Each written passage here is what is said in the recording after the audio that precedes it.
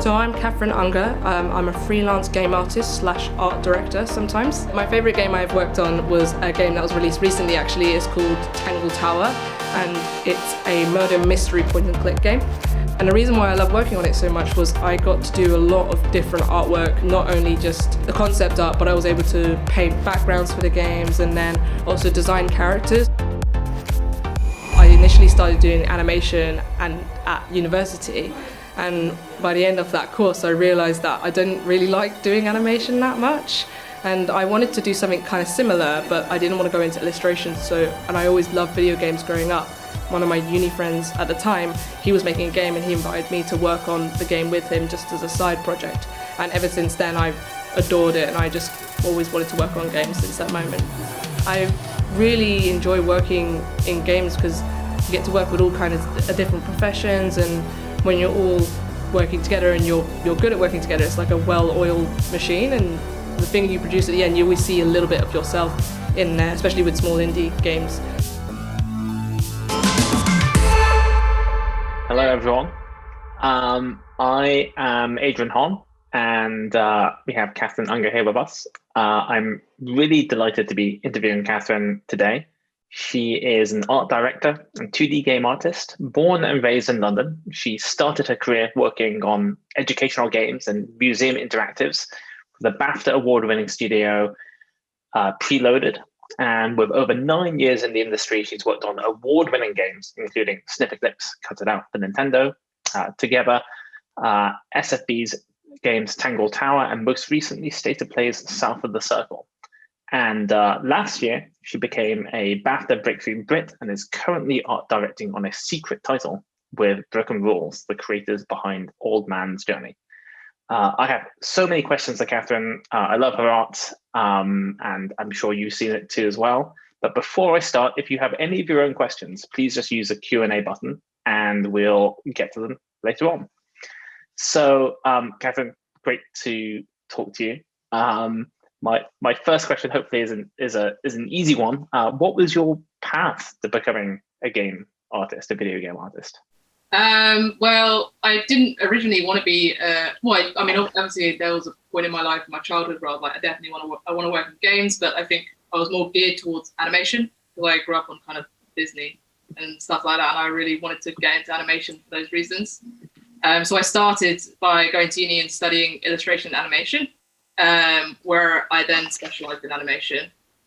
But the more I did animation, the more I realized that actually I didn't really enjoy it that much because it was quite repetitive. And yeah, when you're in a room kind of drawing the same thing over and over again, you start to lose it. Well, I didn't find that very inspiring.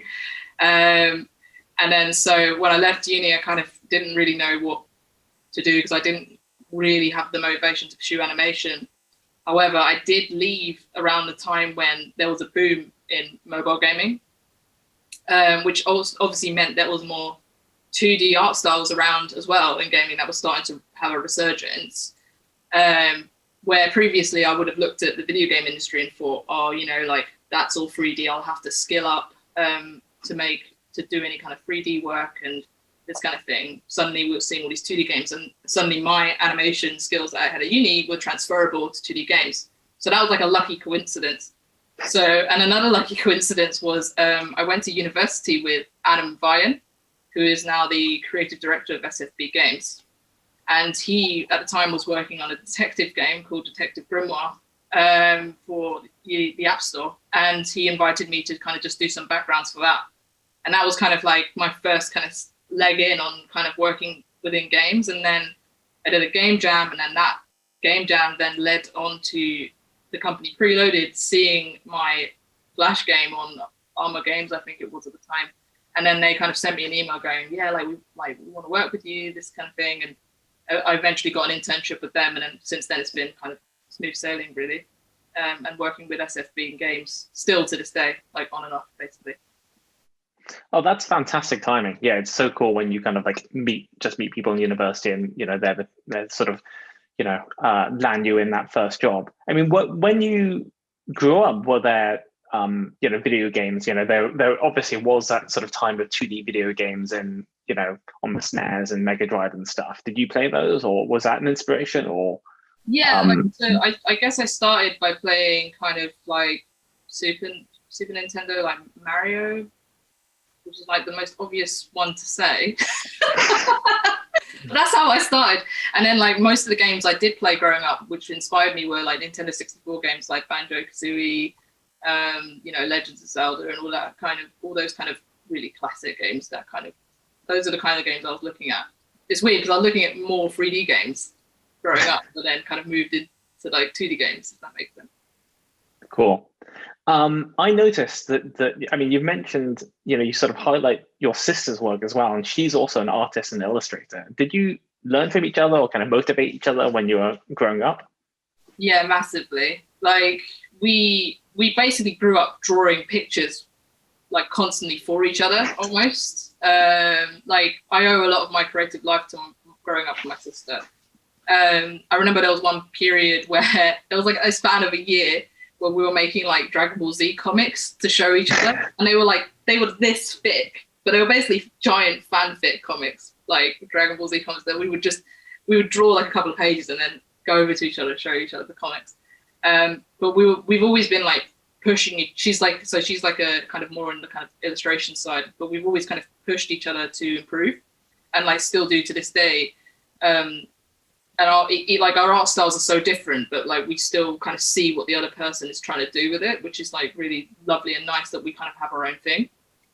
But yeah, there's also been times where, like I felt like I wasn't very motivated to do art, like definitely points where I thought maybe I don't want to do this anymore. And then she would kind of bring me back into it by drawing over there. And I'm like, what are you doing? Like, what's this? This looks fun. And then I'll kind of like, she'll inspire me to carry on making art basically. So yeah, like I owe so much to her, like for my career, or like for my creative spark or anything like that. Yeah. Do you have a particularly artistic family as well then, or is it just you and your sister? Yeah, it's weird. It's definitely like my dad and my mum draw. Oh no, wait, my uncle Jim Unger, he was like a famous Canadian comic artist. That's kind of the nearest link I have. But my mum and dad, like they didn't draw too much. They drew a little bit. I think they just gave us loads of pens and stuff, and we just went with that basically. My parents didn't really draw, so I think that's pretty cool. So I mean, you worked on so many different projects, far more than I mentioned in the intro.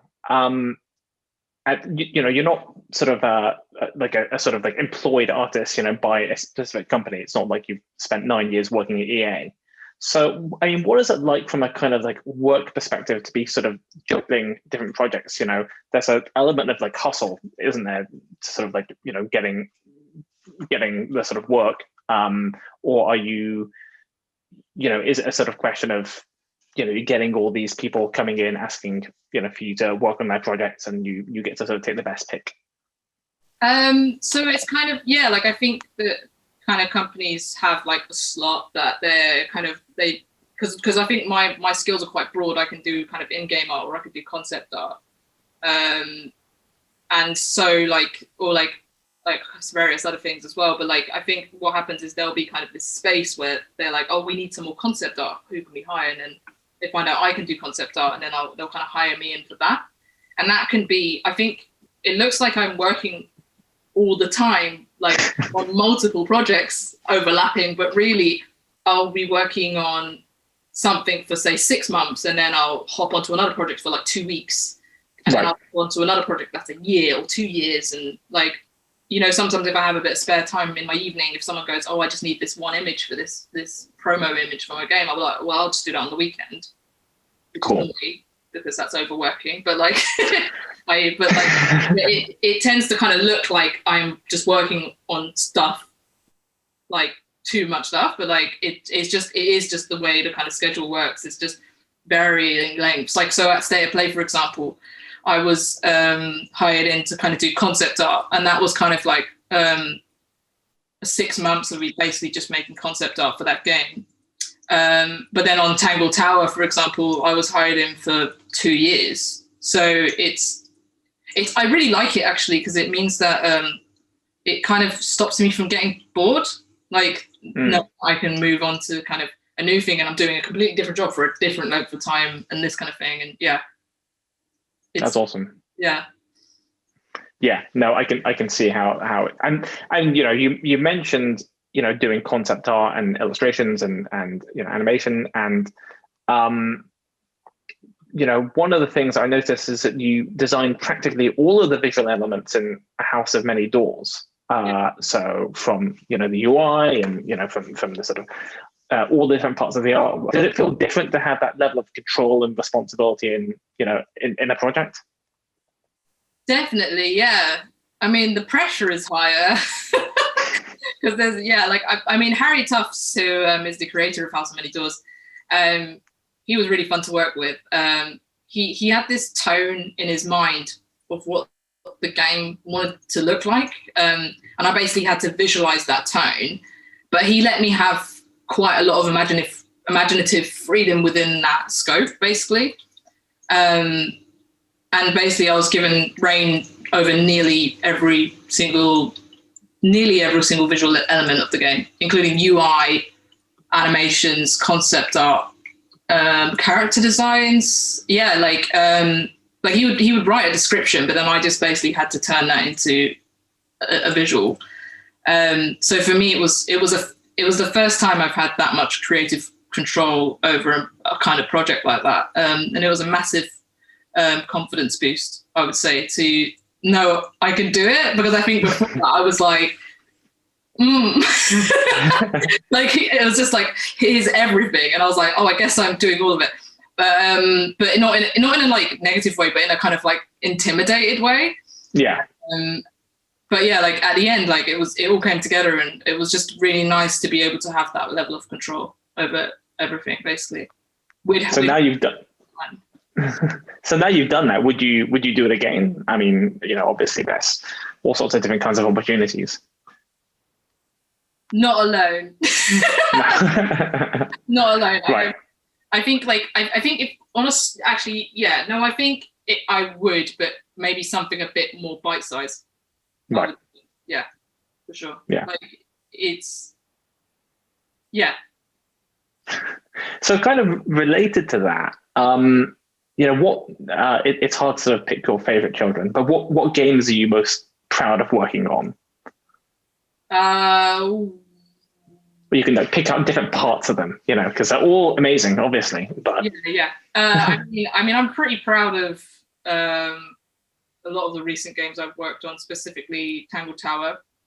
It's so close to my heart because essentially it was a passion project by me and SFB Games. Have I said that right? SFB Games, yeah. And it kind of was like this kind of thing that we were talking about quite early on, like 5 years prior to its release. And I remember we were working on snipper clips, cut it out together, and there would be sporadic conversations in the middle of working on that, going, oh, but we could do this in Tangled Tower, or we can do, I've just had an idea for the other game instead of working on this one. So it was to finally have it materialize and for people to really, really like it was a massive deal, I think. And again, like House of Many Doors, I had a lot of creative influence in that project too. So it felt like personally there was more at stake in that way. I don't know if you understand, if that makes sense, but I also had the opportunity during that project to work on the story with Adam Vian, and I guess that was my first kind of debut into any form of kind of writing. And then people reacted to that really well and got really attached to the world we created. And that's like a huge deal for me, creating worlds and having someone be able to look at those worlds and go and to respond to it emotionally is something that I strive for. I think there was one message we got from, I'm going to make it sad now, but there was a message we got from a little girl a little girl's mom, who basically the little girl had lost her grandma, and she had found solace in the world of Tangled Tower, and was able to kind of find joy again through that game. And she was kind of dressing up as the characters and stuff. And yeah, that was quite meaningful. We've got a lot of meaningful messages like that, and that's kind of why I do this. For me, that's the stuff that goes, okay, this is the reward. This feels good. I'm glad I worked on that. So yeah, that's probably one of, I guess from that's my proudest moment. Sure. I think that when you've got players cosplaying and dressing up as your characters, you've made it. That kind of emotional connection. You've affected them that much. Yeah. I love Tangled Tower. I thought it was, it felt like everything kind of came together in terms of theme and story and world building and art. And I think that it's great when that happens. Yeah. So this is a sort of like cheeky question, but like which games would you have most wanted to work on? If you look at other games out there and you're like, oh my god, I wish I was on that team, or I could have done. I want to do something like that. It's funny because the games I would have wanted to have a foot in, I can't see where I would have fit in. If that makes sense. I guess from it, like recently, I guess like in games like Inside or Little Nightmares, I was like the whole time I was just like they're quite visual treats, and so like seeing those games, I'm just like, oh my god, I wish I worked on that. I came up with that, and and I guess I was a massive fan of Uncharted 2, so. I mean, that was before my time in the games industry. But if I could have worked on that, like that's the dream. Like the game basically, which is Indiana Jones. All right then. Yeah. Great. Yeah. Those are the ones that kind of come to mind. I'm gonna sort of take a left turn with the questions, and I'm gonna ask you. I mentioned that you were selected as a BAFTA Breakthrough Artist last year, which is awesome. How does it feel to be recognized by the industry? Did you imagine that would happen? No. I mean, obviously I applied, but it was kind of like, here you go. I guess in my head, it still feels like a weird dream that doesn't belong to me, because I guess that's partly because of like my dissonance to like good things happening, but also like because of COVID as well. Like basically everything has happened in my house, so it's kind of just, it feels like a whole separate experience in a way, and so I don't think it's kind of sunk in yet. I think I'm hugely grateful and honored to have been selected. It's like a massive deal. If I'm being honest about, I think I'm always trying to be honest about my levels of confidence, which, because I think it's important to highlight a more realistic understanding of mental challenges throughout kind of stuff like this. And I definitely grew up with like a low self-esteem, and didn't believe in myself. So I often throughout my career, question myself and whether I would fit in. For example, it's kind of rare, I think, to encounter other working class people in my workspaces, at least, and that can be quite isolating. So I think to be recognised by something as big as BAFTA and Ensemble is so empowering, and like a reminder that yes, I do deserve to be in this space. And I mean, I shouldn't have to receive these things in order to believe that. But I think for someone who, like I mentioned, this low self-esteem, it's just a really big deal. Like I'm so, yeah, I don't want to gush. I've already gushed too much about it, but yeah, I'm very happy about it. I hope that I can now in this position be able to help and platform other people who are from a similar sort of background or a similar sort of like mindset as well in the future. Awesome. Well, yeah, no, I think it's richly deserved. And, I think having that kind of, yes, we shouldn't be working for external validation, but it's nice when it arrives. So kind of related to that, you've talked elsewhere about the importance of having an Arty support system. And it sounds like that is a sort of thing that would maybe help you, get through, some of these self-esteem issues or blocking issues. I mean, can you talk a bit about that and how it might work for other artists? Yeah, so an Arty support system is basically a bunch of creative friends, or one creative friend even, like that you can show work to, who you don't feel self-conscious with. So people who are negative and ready to kind of punch down your ideas, but strive to kind of help you improve. I don't know if you've ever experienced that, where you kind of, there are certain people you can go to and you're like, this person will accept my idea, absorb it, and then give me feedback, or this person will kind of be a bit more cynical about an idea I would bring to them. There's like this really good talk by John Cleese where he talks about creativity and how important it is to have people around you who are positive influences and help you stay like creatively open. And someone who's kind of going, oh, no, that's not going to work. That's going to be, and like kind of push down ideas before they had a chance to grow. That's going to make you creative closed. So it's like important to keep the people around you who keep you creatively open.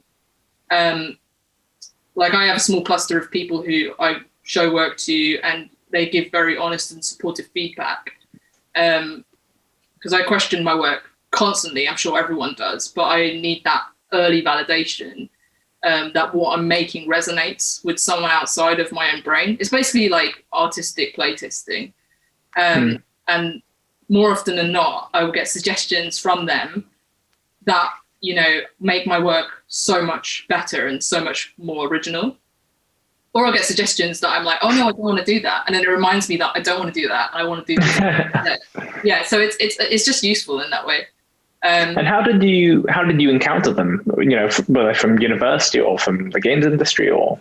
Yeah, so like various places. So like for example, Adam's one of them, and I met him at university. My work at State of Play brought me many creative, wonderful friends who I talk to about ideas constantly. And yeah, my sister, for example, again, like I could bring work to her and she will kind of absorb it and then kind of push it back to me with some suggestions. So like, yeah, like I think it's just various points in my life where I've been lucky enough to meet creatively good people to work with. And it must be inspiring as well to kind of see other people's processes, because it's a two-way street, isn't it? So you're seeing, you know, other artists work and giving them feedback as well. Yeah, exactly. Yeah. So it is, and seeing their kind of like process is always I would kind of go, oh, that's interesting. I would like to like do that more in my work process, or that's interesting that you chose to do it that way, because that I would find that uncomfortable. Yeah. Things like that. Yeah. I guess it's quite hard as well, because if you are, you know, and it must be more of an issue for kind of contractors and freelancers, you know, if you are, you know, working on smaller games, you probably aren't sort of encountering, you know, an army of artists as you might find in really big companies, you know, and so, you know, being able to kind of see that process, you know, must be kind of really valuable when you're in a different kind of situation. Yeah, like, so it's, I, like you mentioned, like, I don't really tend to, if I work with other artists, it's always kind of like one other person or like, and people. There's not usually like this huge kind of art team that you're kind of working with. So yeah, like, I think when I kind of meet these kind of, and some of them not all of them are artists, some of them are developers, and they're just kind of creatively artistic developers. But yeah, like, I think it's hugely valuable. I think once I've got them, I cling to them. But yeah, I think that's also the benefits, if we're going back to freelancing and kind of moving between projects, the benefits of that is you kind of get to meet a lot of people, which is, I think, really, really wonderful and valuable in this industry for sure. And I guess before I sort of leave the subject, I mean, you know, things have changed so much in the last year. You know, would you, you know, often, did you go to a lot of like games conferences and things, you know, to sort of meet people, or has most of your kind of interactions been, you know, online with work in the industry? Yeah, I think I tried. I think I'm notorious for not doing a lot of networking because I find it quite intimidating. So, I mean, notorious, when I say notorious, probably notorious to myself, but like, I don't really tend to do a lot of networking. I try and push myself every now and again, but I find the best way I meet people is kind of in a more relaxed way. I'm working with them, or there happens to be a kind of like a more low-key, relaxed game event that is less kind of industry focused. Yeah, I think that's really important to say. You don't need to go to GDC and kind of like, be handing out business cards and yes. I mean, you know. do if you like doing that. Yeah. I don't like doing that. So I just try and like, yeah, I wish I did like doing it. I think, do you kind of do that, or is that? When I first got into games, I remember going to GDC when I was super young. I mean, I was like, 21 or something, and I literally knew no one in the games industry. It was a weird situation. And I just sort of was like, well, I'm just going to talk to people. So I just wandered up to groups and said hello. And that you sort of like force yourself to do that. And, but that's really not, I don't think you should have to do that. I don't think anyone should have to do that. I think actually, if you look at these conferences, normally what happens is people go as part of a group, whether it's with colleagues at work or something, or just interest groups. I mean, there are interest groups at GDC. And, I've found one thing that really works for me, which is a little bit, it reminds me of something you said, is that like, I'll find like a group of people and I'll just like attach myself to them. And I remember that this happened at one conference. It wasn't a games conference, it was a science conference. And I was like hanging around these guys from MIT. And after a while, the professor turned around and says, "You've really just like adopted us, basically. Like, what happened here?" And I was like, "Yeah, like, I don't know what else here." And I mean, he wasn't saying it in a bad way. He was just like, "Oh, that's cool that you hang around with us." Yeah. And, everyone's got their own ways of doing it, I think. Sorry, go on. Yeah. No, go ahead. No, I was going to say, like, I think, it's important that it's not forced. Like, you shouldn't force something you're uncomfortable with. Like, I think a lot of people say go out and network, and but you kind of need to do it in your own way. Like, I think when you force yourself to kind of network in a way that's uncomfortable, it tends to just not work out. Yeah. I'll Totally. let you carry on, but like I remember there was one networking event where I literally was in the corner with the food, and I was just like, and it was just like, what a disaster. I couldn't bring myself to talk to anyone. So yeah, I think there's ways to make friends, and if you have your own way, just stick to it, Yeah. Well, I think one of the things that's happening is obviously, it is easier for people to make those connections, online beforehand, right? Before you go to conferences. And I think, through Discord or through Slacks or, mailing lists or things like that, if you're planning to go to an event or a conference, then it's a much sort of more relaxed and kind of low stakes way of saying, oh, here's some people who at least I can kind of talk to them, Yeah. Especially when you're I don't know. A game and you're standing in front of a game, and it's much easier to do that. Yes, that is a great way of doing it, for sure. So speaking of the games industry, crunch. Good segue, Adrian.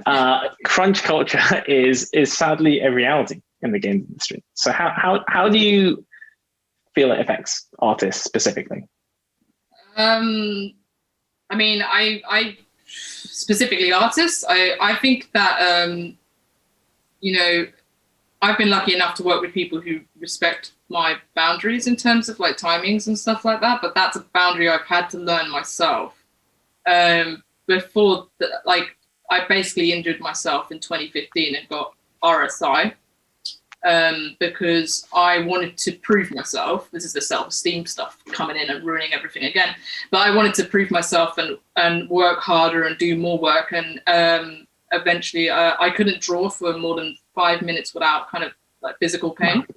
And I thought that at that point my career's over. Like, there's no way. Like, I've heard of RSI and it can last a lifetime, and it does. You just manage it better. So luckily, like 2 years of treatment, it felt kind of normal again. And I still get cramps, but like it's much better. But it reminded me how important it is not to crunch and not to glamorize crunch either. I think everyone's kind of in the industry is kind of speaking about this.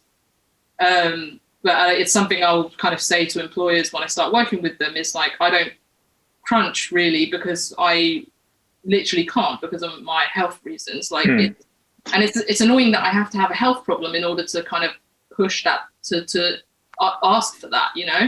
Yeah. And yeah, I think it's also, I think as a whole, it's kind of like working harder and longer hours works against what the, you know, people who are pushing for those hours are trying to achieve in the long run. Because someone with a fresh, happy mind is much more likely to be creatively vibrant and much less mistakes. There'll be basically much less mistakes that would happen, which ultimately saves you time and money. So yeah, I mean, the problem is with game development, crunch kind of becomes an inevitable at some point, at least for like a couple of days, because there's so many unknowns and things kind of like trip up, and you can't always plan so accurately a game. I think there's that joke, isn't it, when something kind of goes a bit wary, everyone goes, oh, it's game development. But I guess like I think the difference is the people who are in charge should avoid it as much as possible rather than making it mandatory, because you're putting your employer's health at risk and their mental health at risk.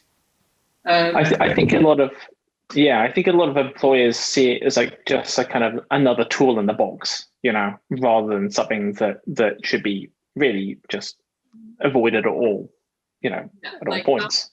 It's much better when a company's like, how can we avoid this at all costs? Like, rather than it being like, well, I guess we're gonna pour in the crunch like salt now, and it's like, oh. I don't know why I said crunch salt. I'm not sure. just pouring some stuff over it. I mean, why do you think it happens in games? Or I mean, obviously, you know, that there is overwork in other, you know, industries, but you know, it does seem to be, we seem to be talking about it a lot in games recently. I think I don't know. I think it's because it's definitely something to do with, and like I said before, the game development side of it, which is like, it's kind of hard to plan a game, like, because you can never have this perfect roadmap for a game. So it's kind of, in some ways, it's hard to kind of manage what that you can try as much as you want, but there are so many unknowns that you just don't know how long something's going to take. So I think you promise something to someone else when in actual fact you come back to your employees and they're like, well, that's going to take like 10 years. And they're like, and you're like, well, you've got to make it 2 because I told you.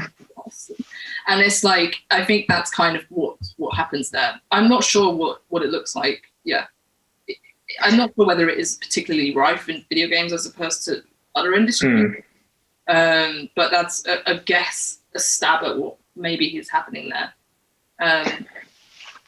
You know, I was wondering about whether, you know, I was playing Hades, like literally everyone else in the world, and thinking about, wow, this game has been in early access for, you know, a century. And I wonder whether early access, I mean, most games, it seems like a lot of games are in early access, but most games have got deadlines, you know, and they've got to launch at a certain time, and they've been announced in advance. You know, do you think that that's the sort of thing that would, I don't know, help? I mean, some games can't go into early access realistically, but you know, do you think that would be a different kind of dynamic? How so? Like, because, well, I guess, you know, with that, you know, from a kind of business point of view, I guess you're kind of just continually working on the game, basically. And so, you know, you don't have we've got to launch by February the 1st. It's kind of like, well, we'll do it when it's done. Is that, you know, does it seem better, or, yeah? I mean, I guess it would be worth asking the Hades team whether that's like, that's probably a bad idea. But like, I mean, yeah, I guess that would take off a lot of pressure. But also, obviously, there's not just the pressure of needing it out by that time. There's also the pressure of budgets. and like how far your money can go. Yeah, the horrible money, horrible money problems. But yeah. Yes. Without naming names, I mean, you mentioned that you would tell, potential, companies you work with, hey, I don't do crunch basically for these reasons. I mean, did people ever say, all right, well, you're not for us then? Or have people generally been cool? Or thankfully everyone, so like when I say I don't do crunch, I do say I just would prefer to avoid it. Right. Okay. Like I'm because of health reasons. Yes. I don't kind of walk in and go, I don't do crunch, and then like get out. But it's kind of like everyone who I've ever kind of said that to has been so lovely about it, and like told me how their work ethic in the company is to avoid that. And it's actually a really nice way to kind of like bond with your employer in a way, to understand how their company works and they understand what you expect. So it's a really good kind of headway into kind of that kind of respectful relationship as you kind of move in. And everyone I've kind of worked with has been very respectful of that. Yeah. Cool. I punish myself. I did it to myself. I've got one more question, then I'm going to go over the audience questions. So now is your chance to add them before I get into that. So, you've been working in games for over 9 years now. How has your practice changed over time, in terms of tools and technology and, work processes?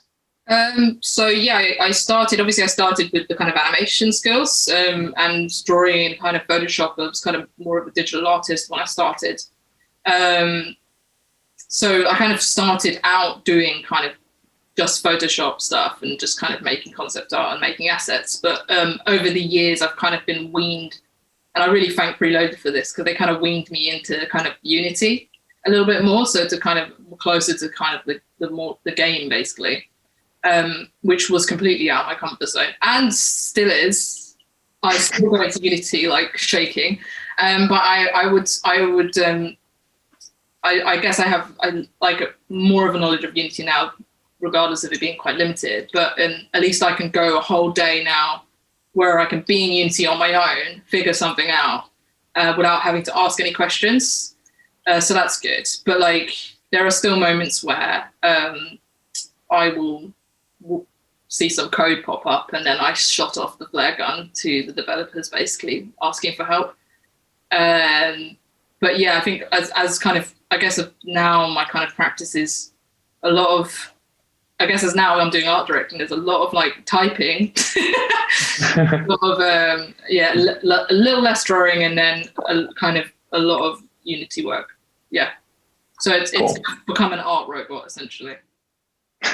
I don't know whether that's your fault or Unity's fault, honestly. When I was using Unity and I was trying to teach myself Unity a couple of years back, I was like, what is going on in this thing? I don't understand. So you're not alone. There's exclamation marks down at the bottom, right? The error messages. Once I see those, I'm like, I'm going. I'm not doing this.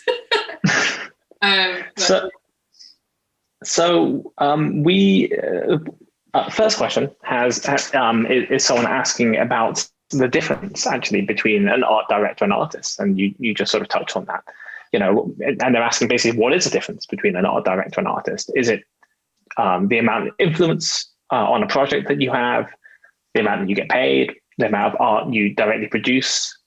What's the kind of top line there? I think so. This is the art director role I'm in at the moment is probably the first time I've been an art director, but I think that it probably changes between each job. Like at the moment, I'm still doing a lot of concept art and and some art assets, but I definitely have more influence over how it looks. I have more of a say of like how when stuff comes in and whether it looks right within the total vision.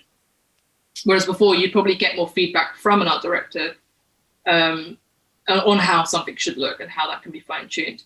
I imagine like art directors in different roles do less art as well. There are positions where people will probably just be mostly giving feedback and mostly kind of like making sure the project is coming together visually. But in my case at the moment, I'm still making art, which I'm pretty happy about.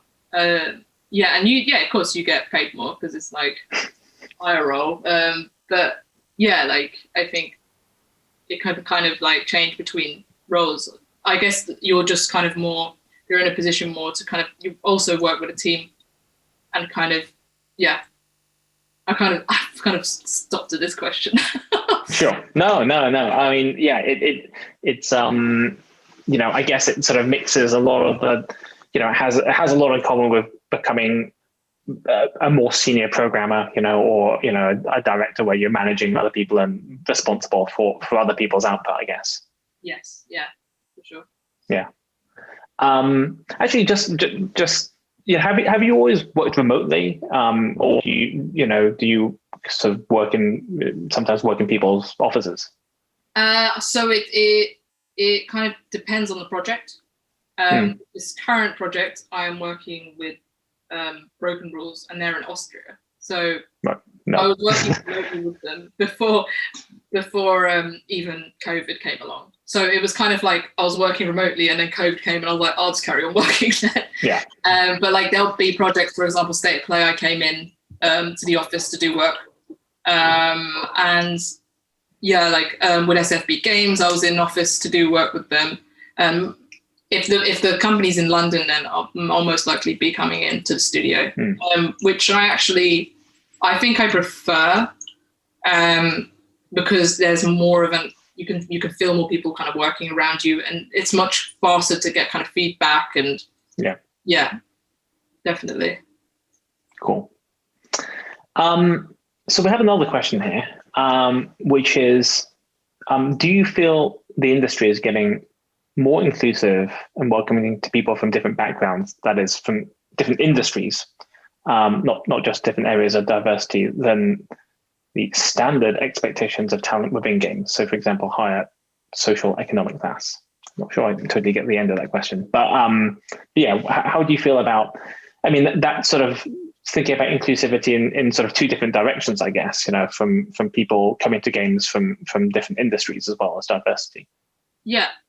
I think over the 9 years, I've definitely seen a change personally in the kind of people I'm surrounded by, which is really delightful, actually. Obviously, you know, there's always room for more and more and more improvement, but it's definitely changing. Like, I think when I started, I was surrounded by lots of white men, basically. And then now, I think there was one point where I was in the studio at State of Play, and I was like, wow, there are like more girls in this room than guys.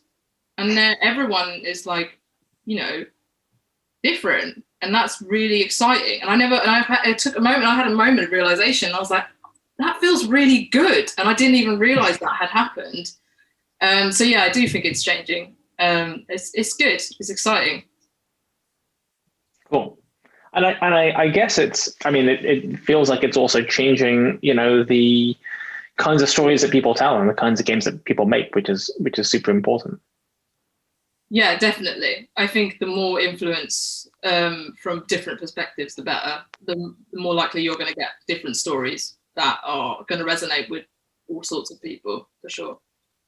Cool. I'm going to throw in one of my other questions while I ask other people to ask questions as well. So I have a big question, which is what would your advice be for aspiring artists? Put your draw. No, I'm joking. Put your work out there so it gets seen. If you hide yourself, no one will ever see your work, and your work is visual, so it's important that people see it. So don't feel worried or embarrassed about showing art. People want to see your art. And then to also start, I guess if it's artists in games, start getting your work into games as soon as possible. Because I think, you know, if you're doing lots of illustrations, like that's all, if you're an amazing illustrator, that's all well and good. If a game developer sees your illustrations, they'll think, they're a cool illustrator, but, you know, I need a game artist. I need someone who can work within games. So once you start putting your stuff in games, you kind of like you skip that step of them trying to imagine what your work looks like in their game. So I think that if you get into game jams and start putting your work into games, if you make up more, you could even take a game that exists. You could take like Tangle Tower and go, well, I can do this better. I'm going to do like a detective game of my own. That's kind of like Tangle Tower. Like obviously don't steal Tangle Tower, but like make a kind of small project to yourself where you're like, I'm going to draw loads of, detective mystery point and click adventure backgrounds, and I'm going to draw characters that go on those backgrounds, and like just doing stuff like that and making mock projects that feel like games is gonna get people to notice you, I think, within the industry, because they'll start to imagine you in their project. And I think just practice drawing loads. practice. Yeah. How did you get into your first game jam? I think you mentioned that was like a Flash game. That was SFB Games again. They kind of like, we were in the middle of working on Detective Grimoire, and they were like, there's a game jam, should we do it? And I was like, yeah, like I've never done that before. And then like we kind of just went along and kind of made this kind of game where you can flick like asteroids at this kind of planet. But yeah, like I did a couple of game jams after that without them and with various other people, and we've always come out with something interesting. Let's just put it that way. But always nourishing in a creative way. Yeah. I always, we have a lot of people who apply to our company, and, I always sort of tell people, the most important thing is for you to try and, make a game or be part of making a game, because it doesn't matter whether the game's any good, actually. Like, it's probably not really great, for your first game, but it's going to give you the experience of what it is to actually like work on a game. That you just can't get any other way. And I think it's a hard ask for an employer to say, okay, well, we're going to be literally the first game you ever work on, because I think people understandably, come with certain expectations about what it's like to work on a game. Yeah. And, I think if this testing phase always takes ages and there's bugs, and, you have to kind of like coordinate between all different people, that's really important.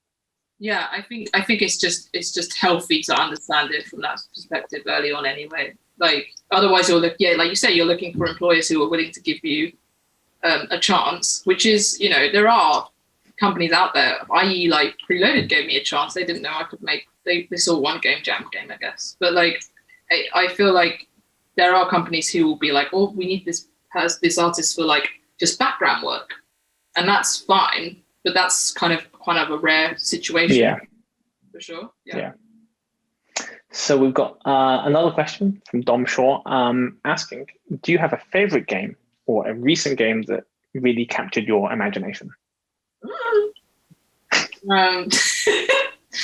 I've been really bad at playing games recently. I mean, I guess like, let me just go to the nearest moment where I was like light bulb, which was when I was playing Last of Us 2. And oh no, this is a spoiler, isn't it? Can you be vague about it or no? No, okay, this is spoiler. So if anyone doesn't want spoilers for Last of Us 2, close your ears. But like, there's one point where kind of like you're just kind of walking around, and Ellie kind of goes up to this mirror. And then there's just this moment where you can just play with your face, like you can just kind of make with the analog sticks. And I was just like, I was like stunned. I was there like just like for like at least 15 minutes just doing faces. And I'm just like, and it's so pointless. Like there's nothing, you don't gain anything from doing that, but they put the effort to put that in. And like, it was massive for me. That was like really, I love those kind of moments in games where you kind of, you're stuck on this one kind of small toy within the game, and you just get kind of engrossed in it. But yeah, in terms, I guess, in what was the most inspiring game recently, I would go back again to like Little Nightmares and Inside. Those games are absolutely stunning. Like, because I think it's because they're atmospheric, and I live for that kind of stuff. For sure. Yeah. So believe it or not, there are other things in the world than games. So, who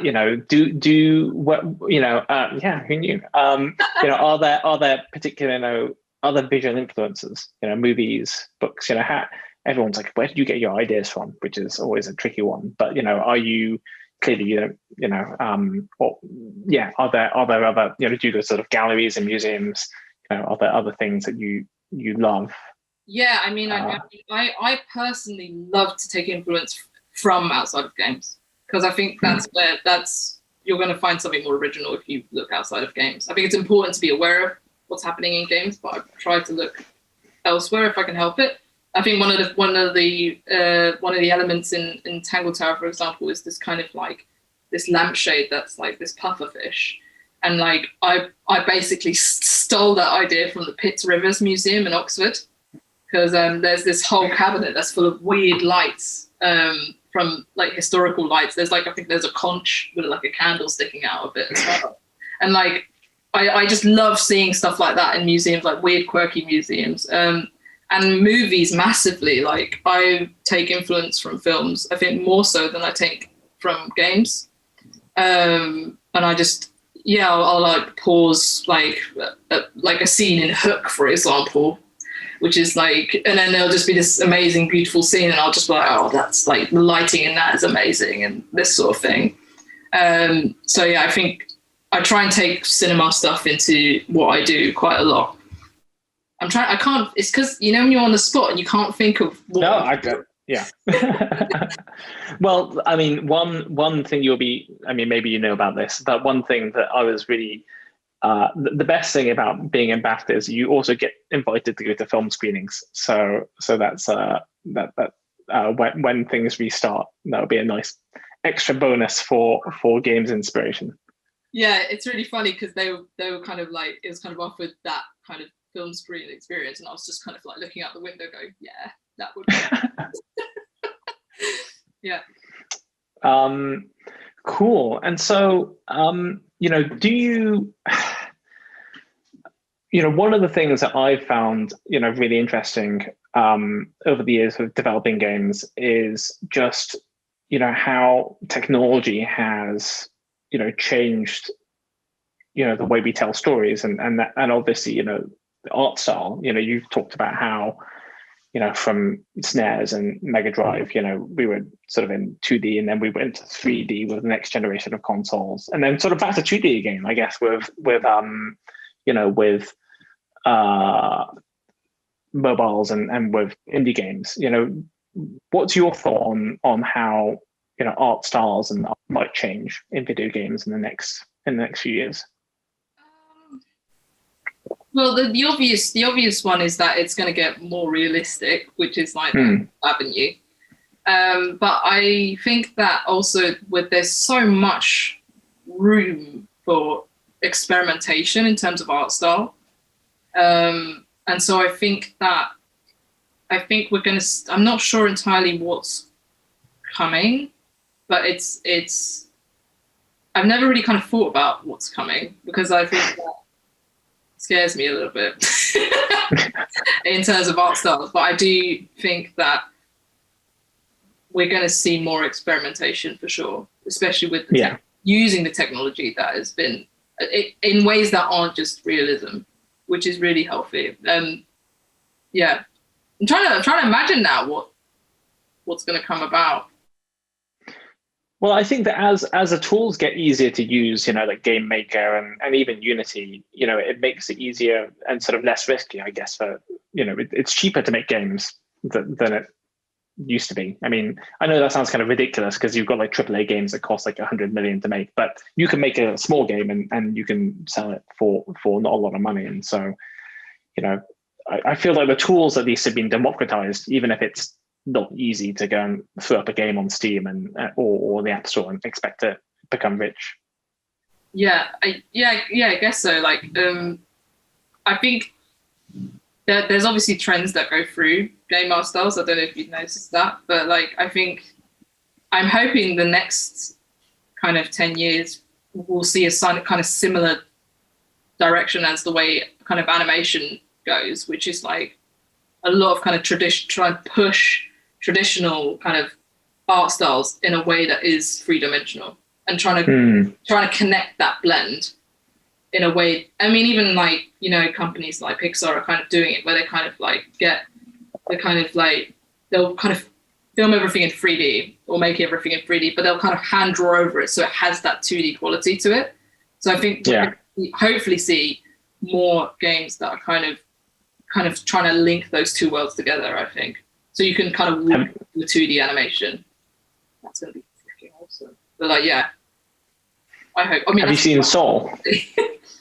No, it's on my list. It's on my list. I watched Coco recently, and I cried for an hour. So I'm yes. trying to recover.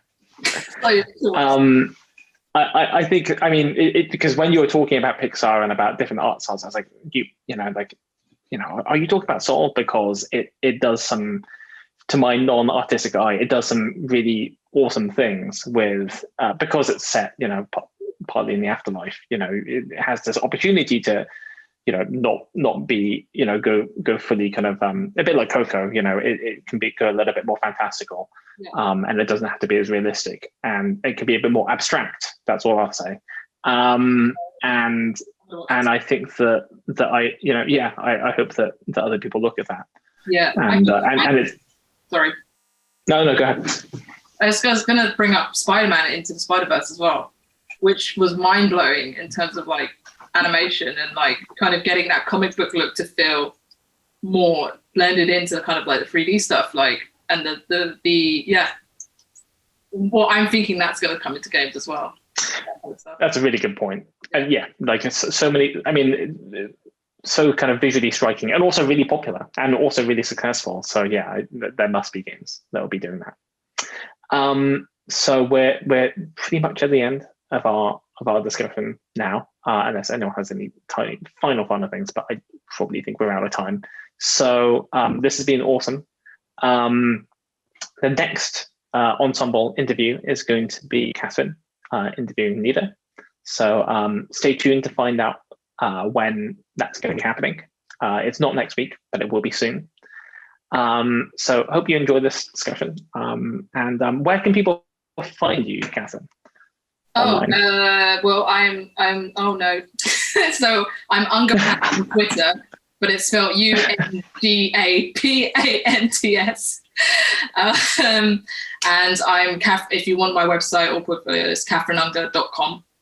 Yeah, that's where you can find me. Awesome. Well, thank you. And yeah, follow and smash that subscribe button, because there's some great stuff. Yeah. Well, thank you. Brilliant.